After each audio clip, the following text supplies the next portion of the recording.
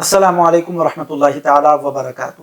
المستغاث الی حضرت اللہ تعالی الصلاۃ والسلام علیک یا سیدی یا رسول اللہ صلی اللہ علیہ وعلی آلہ واصحابہ وبارک وسلم۔ معزز و مکرم سامعین و ناظرین کرام، پروگرام درس قرآن میں آپ تمامی حضرات کا خیر مقدم ہے۔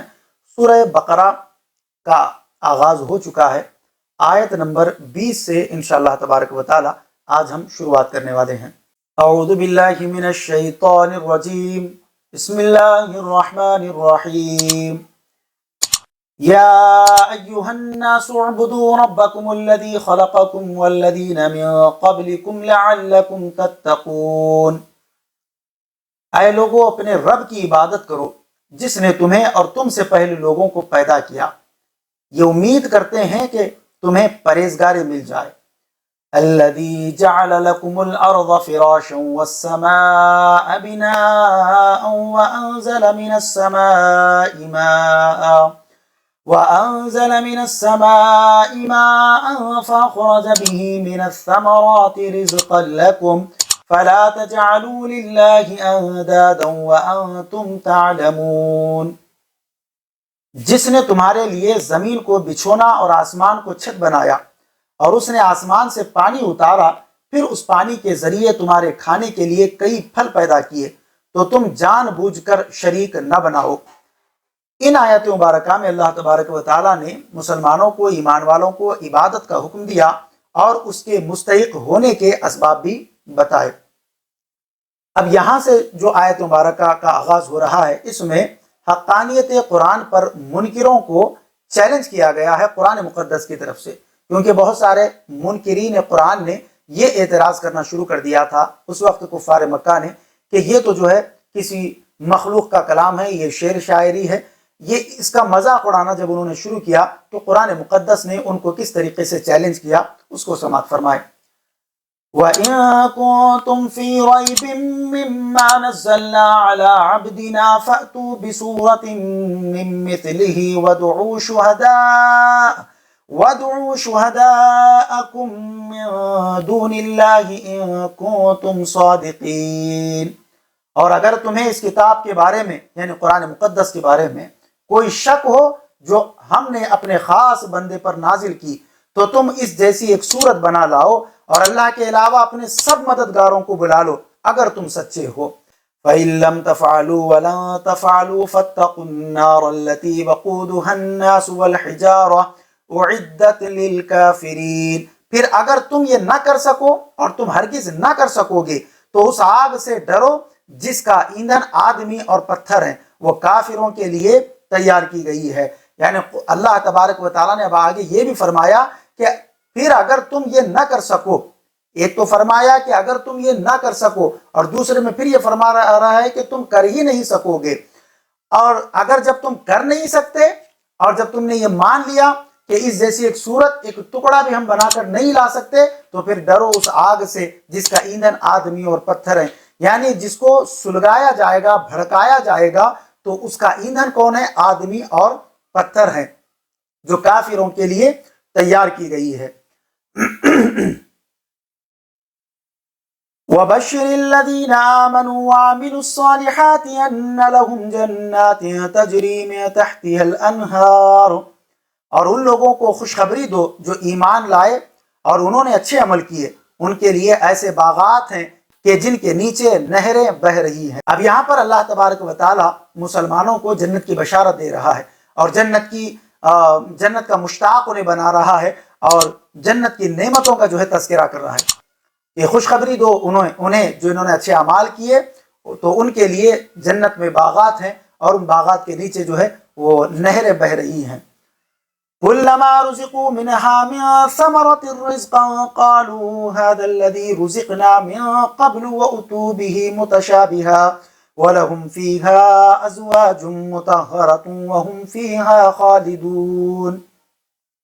جب انہیں ان باغوں میں سے کوئی پھل کھانے کو دیا جائے گا تو کہیں گے یہ تو وہی رزق ہے جو ہمیں پہلے دیا گیا تھا، حالانکہ انہیں ملتا جلتا پھل پہلے دیا گیا تھا، اور ان جنتیوں کے لیے ان باغوں میں پاکیزہ بیویاں ہوں گی، اور وہ ان باغوں میں ہمیشہ ہمیشہ رہیں گے۔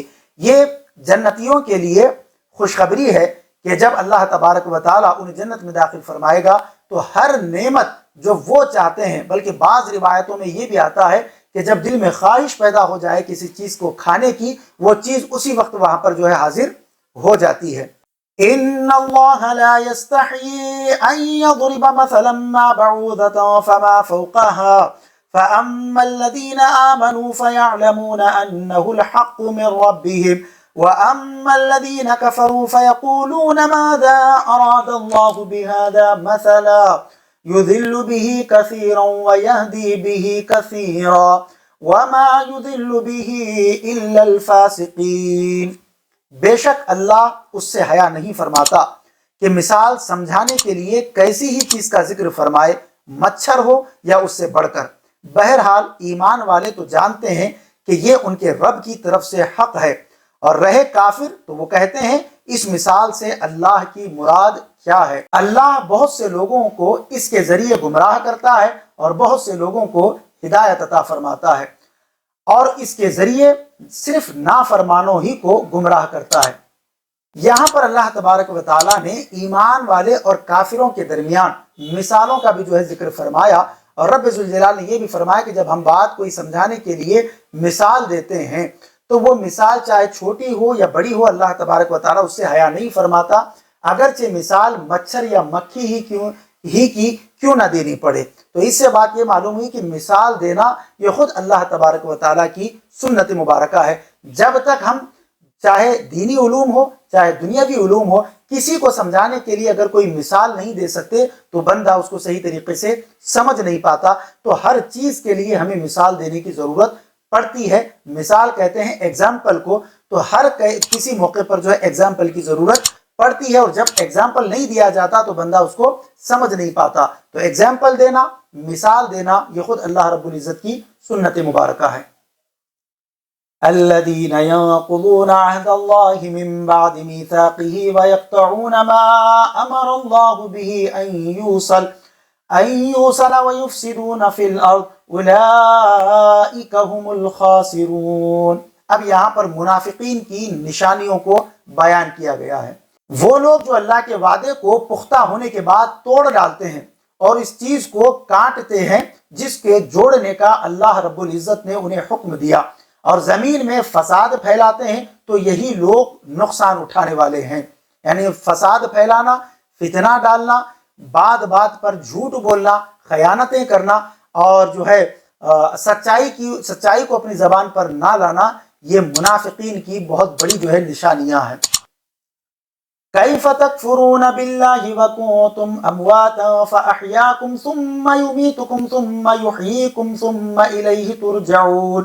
هو الذي خلق لكم ما في الأرض جميعا ثم استوى إلى السماء فسواهن 7 سماوات وهو بكل شيء عليم۔ اب یہاں پر اللہ تبارک و تعالیٰ اپنی قدرت کے اشارے مسلمانوں کو دے رہا ہے، اور آسمان اور زمین کی تخلیق کیسے ہوئی ہے اللہ رب العزت جو ہے ان آیت مبارکہ میں اس کو بیان فرما رہا ہے۔ تم کیسے اللہ کے منکر ہو سکتے ہو حالانکہ تم مردہ تھے تو اس نے تمہیں پیدا کیا۔